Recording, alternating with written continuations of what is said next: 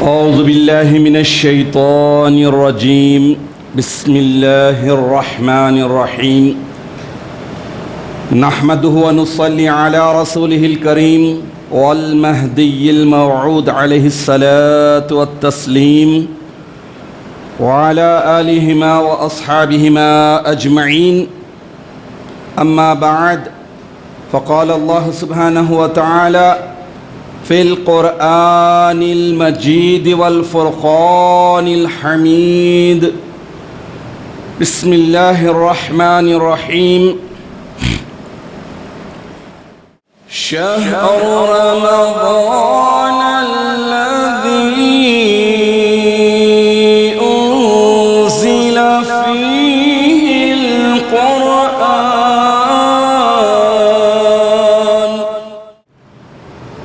إلى آخر الآية. صدق اللہ العظیم. عزیزان محترم، یہ رحمت کا دہا جس کے 4 دن مکمل ہونے پر کچھ ہی لمحات باقی ہیں، اور یہ تیز ترین ایام کے گزرنے، دن اور رات کے گزرنے پر ہمیں ہوشیار ہو جانا چاہیے، بیدار ہو جانا چاہیے، کیونکہ قیامت کی نشانیوں میں سے ایک نشانی یہ ہے، اللہ کے نبی صلی اللہ تعالیٰ علیہ وسلم 1450 برس پہلے ہی ارشاد فرما دیا تھا کہ قیامت ہرگز قائم نہیں ہوگی جب تک کہ زمانہ اتنا تیز رفتار نہ ہو جائے، اتنا قریب ترین نہ ہو جائے کہ سال مہینے کی طرح، مہینہ ہفتے کی طرح، ہفتہ دن کی طرح، دن گھنٹے کی طرح، اور گھنٹہ آگ سے نکلنے والی چنگاری اور شعلے کی طرح.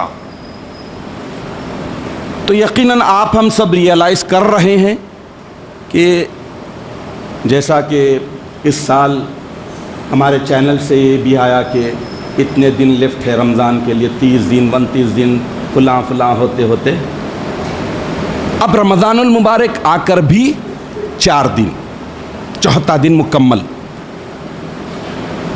تو یہ کوئی بات خوشی کی نہیں ہے بلکہ جائزہ لینے کی ہے.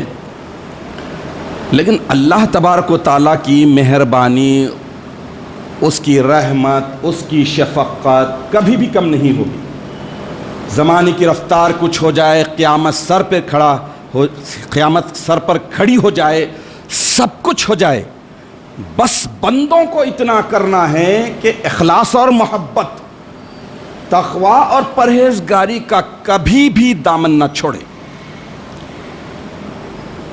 زمانے کی رفتار، دن کی رفتار، گھڑی تیز چلنے لگ جائے، سب کچھ ہو جائے. رمضان المبارک کی یہ عمدہ اور نرالی عبادتیں اپنے اندر اثر رکھتی ہیں، اہمیت رکھتی ہے، فضیلت رکھتی ہے، درجہ رکھتی ہے. جو ثواب اللہ تعالیٰ مقرر کر چکے ہیں اتنا تو ملے گا، لیکن اس کے لیے شرط ہے کہ لعلکم تتقون، تم متقی بن جاؤ. ہر چیز میں، ہر بات میں، ہر عمل میں تقوی اور پرہیزگاری کو اختیار کرو. عزیزان محترم، مسلمان وہ واحد قوم ہے جن کے پاس اس مختصر سی چھوٹی شارٹ زندگی اور آخرت کی ہمیشہ کبھی ختم نہ ہونے والی زندگی کی کامیابی کا ایک بہت بڑا ہتھیار اللہ تعالیٰ نے دیا ہے. ایک بہت بڑی کتاب اللہ تبارک و تعالیٰ نے دنیا اور آخرت دونوں کی کامیابی کی ہمیں عطا کر دی ہے، قرآن عظیم، جو مکمل دستور حیات ہے. اس کتاب میں وہ ساری باتیں کھول کر بیان کر دی گئی ہے جو انسان کو اس مختصر سی زندگی کے سالوں میں، مہینوں میں، ہفتوں میں، دنوں میں، ساعتوں میں، دن میں، رات میں، اندھیرے میں، اجالے میں کام میں آنے والی ساری باتوں کو اللہ تعالیٰ نے کھول کر بیان کر دیا ہے. اس دستور حیات کو، اس مینیفیسٹو کو، اس سب سے بڑی بہترین پرفیکٹ گائیڈ کو یقیناً اللہ تبارک و تعالیٰ نے اس لیے دیا ہے کہ ہم اسے فالو کرے، اس میں بتائی گئی باتوں پر عمل کرنے کی سعادت حاصل کرے۔ اس میں دونوں سکے کے رخ بتا دیے گئے ہیں، سکے کے دونوں رخوں کو بتا دیا گیا ہے کہ کرنا کیا ہے اور بچنا کس سے ہے۔ جنت کا بھی ذکر ہے، جنت کی آسائشوں کا بھی ذکر ہے، باغوں کا بھی ذکر ہے، نہروں کا بھی ذکر ہے، ساتھ ساتھ دوزخ کا بھی ذکر ہے، ہولناکیوں کا بھی ذکر ہے، عذاب کا بھی ذکر ہے، عتاب کا بھی ذکر ہے۔ تو یہ دستور حیات ایسا دستور ہے جو قیامت تک کے لیے، ہر زمانے کے لیے، ہر جگہ کے رہنے والے کے لیے، ہر تہذیب، ہر کلچر کو فالو کرنے والے کے لیے، ہر رنگ اور نسل والے کے لیے، افراد کے لیے، اقوام کے لیے، سب کے لیے یکساں ہیں۔ احکام بھی سب کے ایک جیسے ہیں، زمانے الگ ہیں، کلچر الگ ہے، ملک الگ ہے، مدر ٹنگ الگ ہے، رہن سہن کا انداز الگ ہے، موسم الگ ہے، اس کے باوجود احکامات یکساں ہیں، ایک جیسے۔ تو یہ اتنی مقبول ترین کتاب بھی ہے کہ ہر عمر کے لیے، ہر عرصے والے کے لیے اللہ تبارک و تعالیٰ نے اس کو اتنا مؤثر بنا دیا ہے۔ لیکن یہ قرآن حکیم واحد کتاب ہے جس میں زمان، مکان، تہذیب کے اثرات سے اللہ تعالیٰ نے اس کو محفوظ کر دیا ہے۔ جہاں پر دن مختصر ہوتا ہے، جہاں کا دن طویل ترین ہوتا ہے، جہاں کی راتیں بڑی ہوتی ہیں، دن چھوٹا ہوتا ہے، سب کے لیے احکامات ایک جیسے ہیں۔ اور ایک بات ذہن میں بٹھا لیجئے کہ دنیا میں ایک ایک کتاب کو مقبولیت حاصل ہوتی ہے، پاپولر ہو جاتی ہے ایک ایک کتاب، لاکھوں اور کروڑوں کی تعداد میں نسخے چھپتے ہیں، لوگ قیمتیں دے دے کر پڑھتے ہیں، لیکن ان کتابوں کے لائف ٹائم بالکل چھوٹا ہوتا ہے، تھوڑے عرصے کے لیے، ایک جنریشن یا دو جنریشن، ختم۔ اس کے بعد کوئی اور کتاب لکھتا، وہ مقبول ہوتی، وہ پاپولر ہوتی، اسے بھی لوگ بڑی بڑی قیمتیں دے کے خریدتے، لیکن اس کے بعد وہ بھی ختم ہو جاتی۔ لیکن یہ قرآن حکیم 1450 برس سے ہے اور قیامت تک رہے گا۔ اور اس کتاب کی خصوصیت یہ ہے کہ اللہ تبارک و تعالیٰ نے اس قرآن حکیم کو، ہر کتاب کو اپڈیٹ کیا جاتا ہے، کوئی بھی چیز ہو۔ اب جیسا موبائل ہے، موبائل میں مختلف اپلیکیشنز ہوتے ہیں یا پھر مختلف سافٹ ویئر ہوتے ہیں، بڑے سے بڑی کمپنی کا سافٹ ویئر ہو، ایپل کا ہو یا ونڈوز کا ہو، کوئی بھی ہو، ہر تھوڑے تھوڑے عرصے کو اپڈیٹ اسے کیا جاتا ہے۔ آپ کے موبائل میں بھی اپلیکیشن آتے ہیں، اپڈیٹ کرنا یا ریممبر یا بعد میں کریں گے، اب آپ جیسی اپنی سہولتیں کرتے ہیں۔ قرآن عظیم ایک واحد ایسی کتاب، ایسی پرفیکٹ کتاب ہے کہ اللہ تبارک و تعالیٰ نے لوح محفوظ پر ہی اسے مکمل طور پر اپ ٹو ڈیٹ کر کے نازل کر دیا۔ اب کوئی اپڈیٹ کرنے کی ضرورت ہی نہیں ہے، کوئی معمولی بات نہیں ہے۔ 1450 سال سے مختلف کمیونٹیز، مختلف کنٹریز، مختلف رنگ، نسل، سب کو یہ کتاب فائدے پہنچا رہی ہے۔ کوئی تبدیلی، کوئی تغیر نہیں۔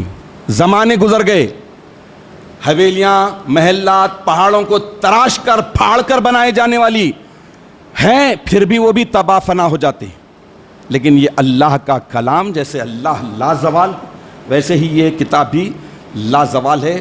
بہت ہی انوکھی غیر معمولی بات ہے کہ اللہ تبارک و تعالیٰ نے 1450 سال گزر جانے کے باوجود بھی اس میں کسی طرح کی اپ ٹو ڈیٹ کرنے کی رتی برابر ضرورت نہیں پڑتی۔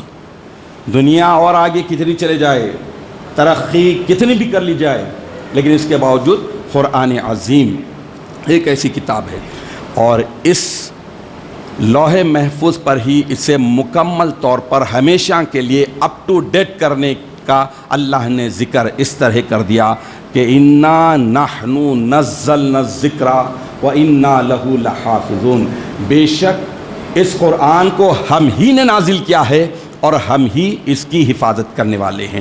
اس لیے جب اللہ حفاظت کر چکا تو کوئی اپ ڈیٹ کرنے کی ضرورت نہیں، اس میں کوئی چینجز کرنے کی ضرورت نہیں۔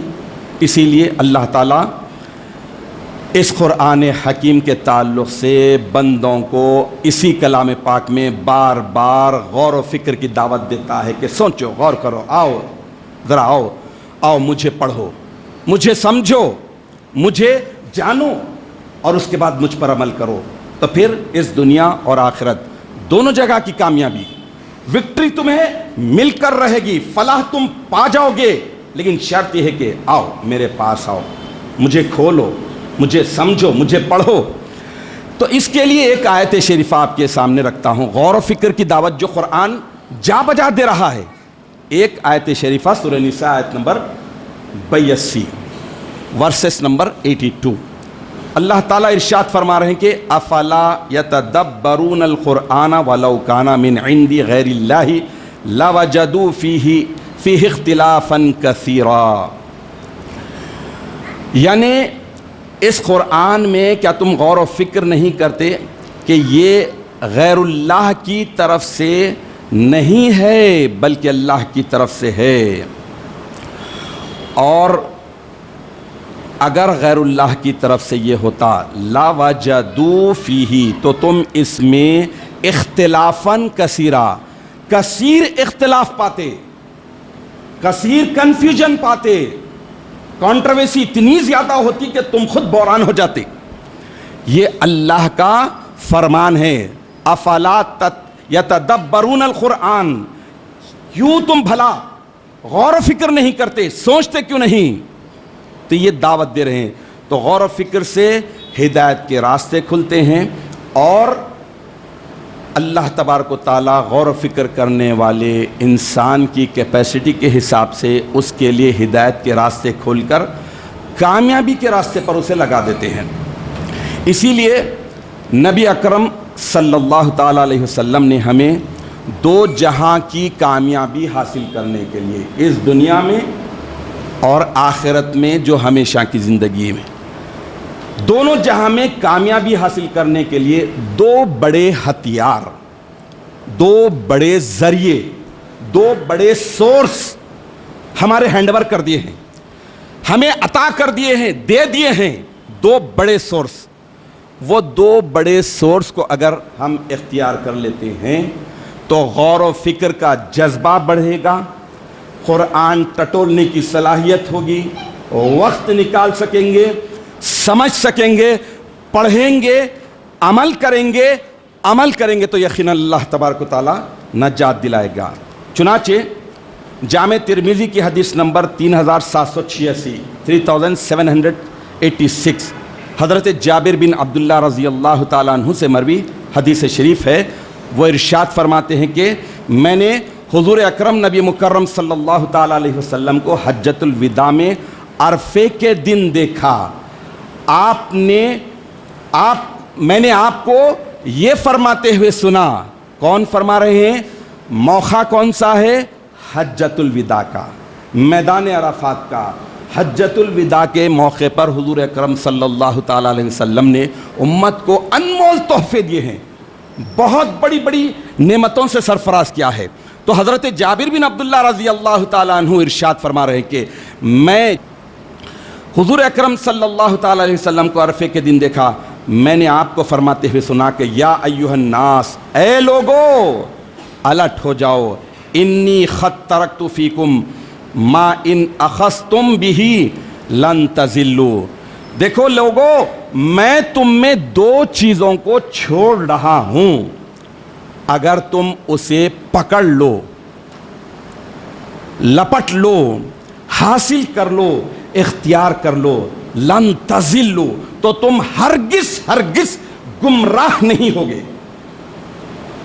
اخذا یاخذو کے معنی آتے ہیں پکڑنا، اسی سے آتا ہے مواخذہ، پکڑنا، جھپٹنا، لینا.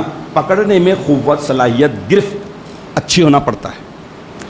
اللہ کے نبی ارشاد فرما رہے کہ میں تم میں 2 چیزیں چھوڑا ہوں. کون چھوڑے ہیں؟ اللہ کے نبی 2 چیزیں چھوڑے ہیں. ان دونوں چیزوں کو تم مضبوطی سے تھام لو، پکڑ لو، اختیار کر لو. لن تزلوا، تو پھر تم کبھی بھی ہرگز ہرگز ہرگز گمراہ نہیں ہوگے، راستے سے نہیں ہٹو گے، ٹریک سے تمہاری گاڑی نہیں ہٹے گی. جس راستے پر تم چل کر کامیابی ضرور حاصل کر سکو گے. نمبر 1، پہلی چیز کیا؟ پہلا بڑا سورس کون سا؟ پہلا بڑا ذریعہ کون سا؟ کتاب اللہ، اللہ کی کتاب پہلا ذریعہ. اس کو تم پکڑ لو، کبھی بھی تم گمراہ نہیں ہوگے.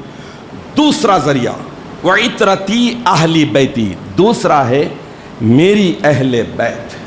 اس کو بھی پکڑ لو، مضبوطی کے ساتھ تھام لو، تو پھر تم کبھی بھی گمراہ ہرگز نہیں ہوگے. یعنی گمراہی سے بچنے کا پہلا بڑا ذریعہ یہ بتا دیا گیا کہ اللہ کی کتاب ہے. اللہ کی کتاب کو پکڑ لیے تو گمراہی سے بچ جاؤ گے. دوسرا ذریعہ بھی اتنا ہی ضروری ہے کہ میری اہل بیت عطرتی. تو قرآن کی بے شمار اشارات کے علاوہ متواتر المعنی احادیث، صحیح 6، یعنی حدیث کی صحیح ترین 6 کتابوں میں مہدی موعود برحق علیہ السلام کے تعلق سے بھی آیا ہے کہ مہدی وہ سچا ہے جو میری عطرت فاطمہ کی اولاد سے ہوگا. تو معلوم یہ ہوا کہ قرآن گمراہی سے بچانے کا بڑا ذریعہ ہے. تو مبین قرآن، قرآن کا بیان کرنے والا ہستی جو آل نبی سے، نبی کے پاکیزہ گھرانے سے ہے، فاطمہ کی عظیم ترین پاکیزہ گھرانے سے ہوگا، اس کو بھی مضبوطی سے تھامو گے تب ہی تم گمراہی سے بچے رہو گے. اسی لیے قرآن اور مہدی، ہم ہر روز تسبیح میں کیا کرتے ہیں کہ القرآن والمہدی، قرآن کو بھی اپنا امام مانتے ہیں اور مہدی کو بھی اپنا امام مانتے ہیں. اس کو مضبوطی سے تھامنے کی کوشش کرتے ہیں، دعا کرتے ہیں تاکہ لن تزلوا، تاکہ ہم کبھی بھی گمراہ اور بھٹکنے نہ پائیں. تو یہ 2 بڑے سورس ہیں. اور یقیناً انسان، جیسا کہ میں نے بارہا عرض کیا ہے کہ انسان نسیان سے بنا ہے. بھول چوک، بھول جانا، دھکے دھکے پر بھول جاتا ہے. نیند سے اٹھا، کل کی بات بھول گیا، کل کی ٹھوکر کو بھول گیا، پھر اس کے بعد آج لگنے والی ٹھوکر کے تعلق سے بے فکر ہے.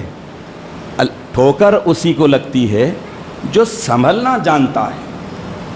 جو گرتا ہے وہ ٹھوکر کھا کر نصیحت حاصل نہیں کرنا، ٹھوکر لگنے کے بعد سنبھلنا. اور ایک چیز بات غور سے سنیے کہ ٹھوکر کبھی بھی پہاڑ سے نہیں لگتی، ٹیلے سے نہیں لگتی، چھوٹے پتھر سے لگتی. تو چھوٹے چھوٹے گناہ، چھوٹی چھوٹی بدعقیدگی انسان کو منہ کے بل گرا دیتی ہے. اس لیے چھوٹے چھوٹے گناہوں کو حقیر نہیں جاننا چاہیے. ام المومنین بی بی عائشہ صدیقہ رضی اللہ تعالی عنہا سے مروی حدیث شریف ہے، اللہ کے پیارے نبی صلی اللہ تعالی علیہ وسلم ارشاد فرمائے کہ تم چھوٹی سے چھوٹی نیکی کو حقیر مت جانو، کیونکہ اللہ تبارک و تعالیٰ نے اس کا اجر، صلہ، ریوارڈ فکس کر دیا ہے، مقرر کر دیا ہے. اور چھوٹے سے چھوٹے گناہ کو حقیر اور معمولی مت جانو، اس لیے کہ اللہ تعالیٰ نے اس کی سزا، عذاب، پنشڈ لکھ دی ہے. تو اس حساب سے انسان ٹھوکر کھانے کے بعد اگر سمجھ جائے تو سمجھ لیجئے کہ وہ عقل مند ہے. بار بار منہ کے بل گل رہا ہے تو اس کا منہ ہی ختم ہو جاتا ہے. تو رمضان المبارک کے یہ مقدس موقع پر اور قرآن پاک سے ہم کتنے اٹیچ ہیں، کتنے کنیکٹ ہیں، یہ جائزہ لینا ہے. یقیناً جب غفلت طاری ہو جاتی ہے، انسان بھول میں مبتلا ہو جاتا ہے، گناہوں کا عادی ہو جاتا ہے، تو ایک گناہ کرتا ہے. حدیث شریف میں آئی ہے کہ ایک گناہ کیا تو اس کے دل پر ایک کالا دھبا پڑ گیا, دوسرا کیا دوسرا, تیسرا کیا تیسرا دھبا. ایسا کرتے کرتے دل جو خدا کا مسکن ہے, خدا کا گھر ہے, وہ کالا جب ہو جائے تو پھر سمجھو نور والا کیسے آئے گا. تو دل کے کالے پن کو, دل کے زنگ کو دور کرتے رہنا ہے. اس کے لیے میں ایک حدیث شریف بیہقی میں بھی آئی ہے اور مشکات المصابیح میں بھی یہ حدیث آئی ہے, حدیث نمبر 2168 2168. حضرت ابن عمر رضی اللہ تعالیٰ عنہ سے مروی حدیث شریف ہے. وہ فرماتے ہیں کہ حضور اکرم نبی مکرم صلی اللہ تعالیٰ علیہ وسلم ارشاد فرمائے کہ اِنَّ هَذِهِ الْخُلُوبَ لِتَصْدَعُوا كَمَا يَصْدَعُ الْحَدِيدُ إِذَا أَصَابَهُ الْمَاءُ. یعنی اللہ کے نبی ارشاد فرما رہے ہیں کہ دلوں پر زنگ چڑھ جاتا ہے. مثال بڑی پریکٹیکل ہے, بڑی آسانی کے ساتھ سمجھ میں آنے والی ہے اور دلوں کو چھونے والی ہے. اللہ کے نبی مثال کے ذریعے بیان فرما رہے ہیں کہ دل ایسی ہے کہ تمہارے دلوں پر زنگ چڑھ جاتا ہے جیسا کہ حدید لوہے پر چڑھ جاتا ہے جب لوہے کو پانی ٹچ کر لیتا ہے, لوہے کو پانی میں ڈال دیا جاتا ہے.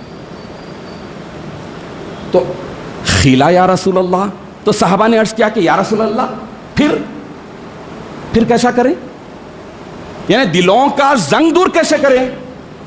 لوہے پر جیسے زنگ چڑھ جاتا ہے ویسے ہی دلوں پر زنگ چڑھ گیا تو اسے دور کیسے کریں. وما جلاؤہا, اسے ہم کیسے چمکائیں, اپنے دلوں کو پھر کیسے چمکائیں, کیسے منور کریں, پھر سے شائننگ کیسے لائے واپس. تو اب یہاں ذرا رکیے, آگے حدیث بعد میں سناتا ہوں.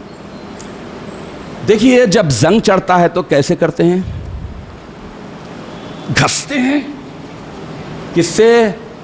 ریگمال سے گھستے ہیں. اور کیا کرتے ہیں؟ ایسڈ ڈالتے ہیں, جلنے والی چیز. مطلب کیا ہوا, دلوں پر جب زنگ چڑھ جائے تو گھسنا ہے. جیسا کپڑا رگڑ رگڑ کر دھوتے ہیں ویسے ہی دل کو رگڑ رگڑ کر دھونا ہے. تو کیسے؟ سجدے میں جا کر روئے, گناہوں کا اعتراف کرے, ریئلائز کرے, غفار سے اپنے گناہوں کی معافی چاہے.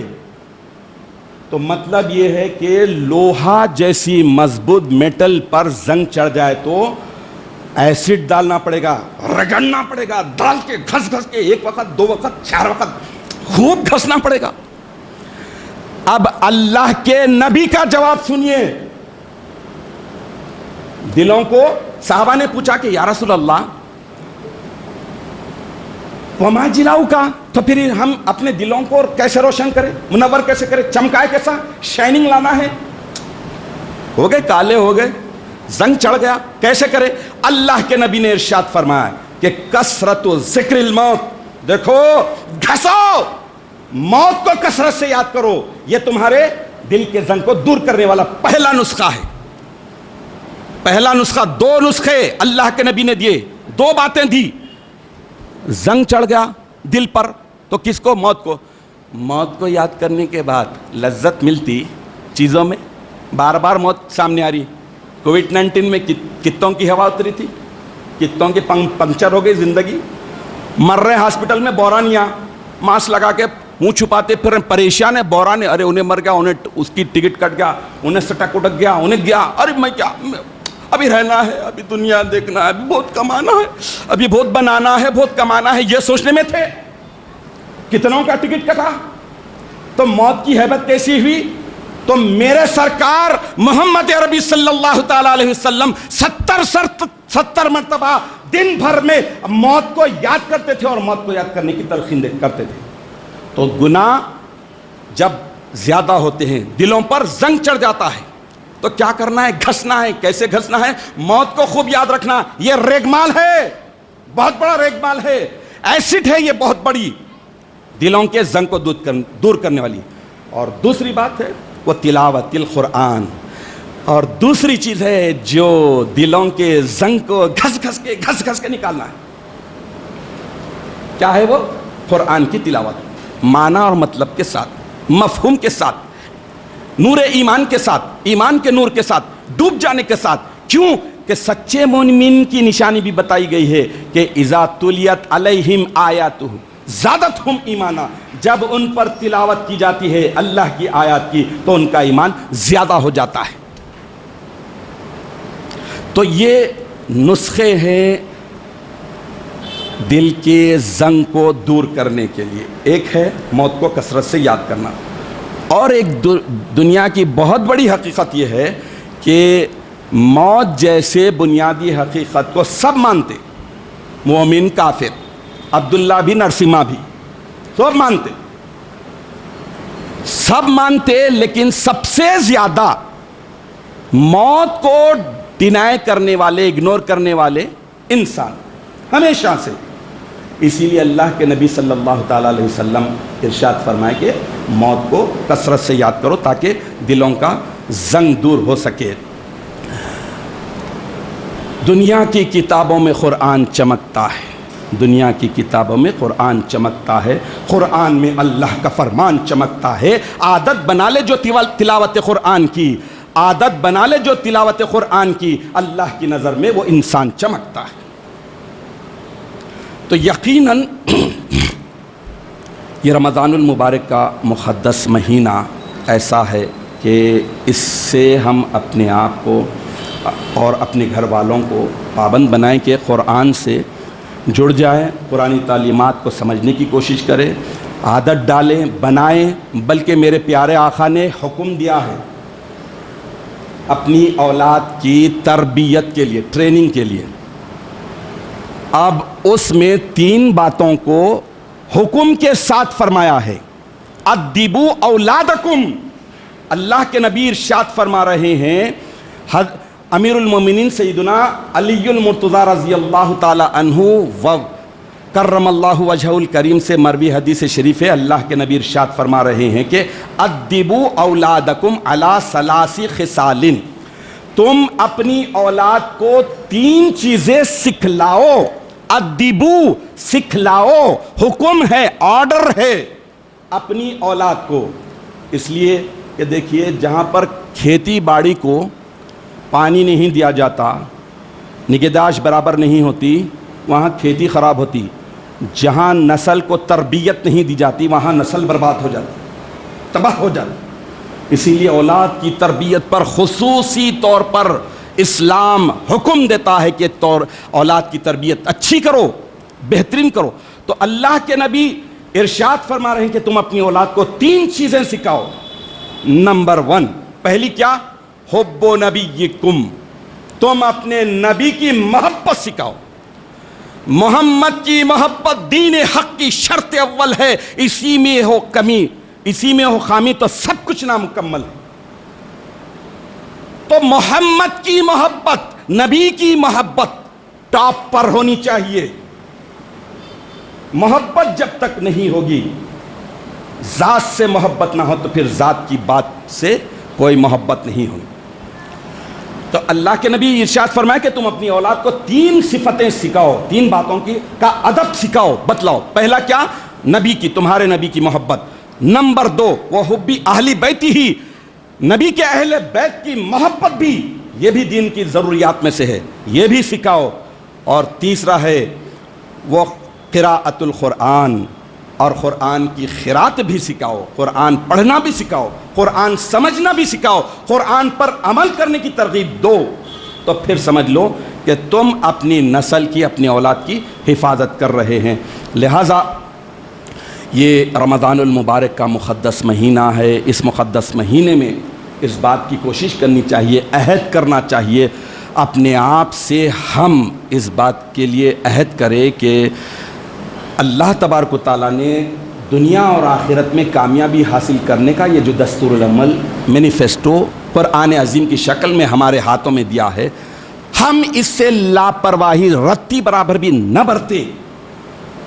اس کتاب کو بار بار پڑھے، جیسا کہ میں نے کہا کہ کل کہ میسج کوئی اچھا آتا ہے تو بار بار پڑھتے ہیں، دیکھتے ہیں، پھر اس کے بعد ڈسکس ہوتا، ارے اس میں وہ لائن بڑی اچھی تھی، ارے وہ لائن تو مار ڈالی.